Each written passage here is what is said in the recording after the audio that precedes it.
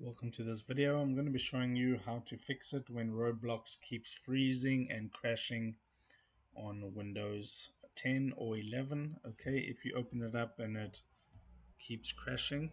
Okay, I'm just going to set this to PC screen only. Okay, I don't want full screen mode.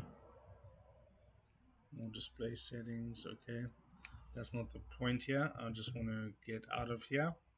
So if it just keeps crashing, I'll simulate it here. It just opens and then it crashes. So what you can do is go to the bottom here where it says search web and PC, type in device manager just like that, and then hit search. Here, I'll make this bigger. You're looking for display adapters and you want to make sure that your graphics drivers are up to date. So click update driver and then click on update driver on your display adapters. Okay, that's step number one. Then you want to go into the search bar again, type NVIDIA.